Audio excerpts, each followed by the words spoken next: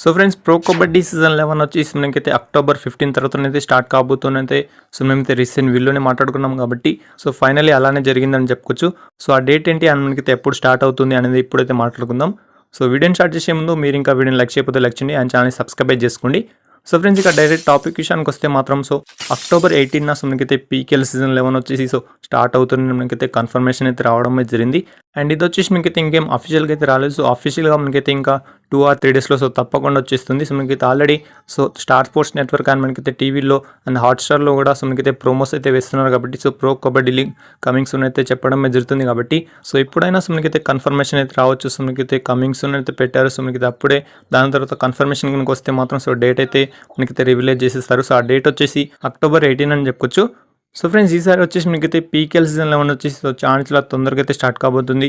So మీకైతే ఇంకో 1.5 monthలో so PKL season 11 start అయితే కాబోతుంది కాబట్టి సో ఎంతమంది వెయిట్ చేస్తున్నారు సో మీరు తప్పకుండా కింద కామెంట్ చేయండి. అండ్ ఇంకా పీకేఎల్ సీజన్ 11కి సంబంధించిన చాలా అప్డేట్స్ అయితే పెండింగ్లో అయితే ఉన్నాయి. సో మనకైతే ఈసారి ఫస్ట్ మ్యాచ్ ఏంటి అండ్ మనకైతే వెన్యూ ఎక్కడ అండ్ మనకైతే షెడ్యూల్ ఎప్పుడు వస్తుందో సో చాలామంది అయితే వెయిట్ చేస్తూనే ఉంటారు కాబట్టి సో అప్డేట్స్ని మీరు కనుక మిస్ కాకుండా చూడాలంటే మాత్రం సో లైక్ చేయండి, షేర్ చేయండి అండ్ మన ఛానల్ని తప్పకుండా సబ్స్క్రైబ్ చేసుకోండి.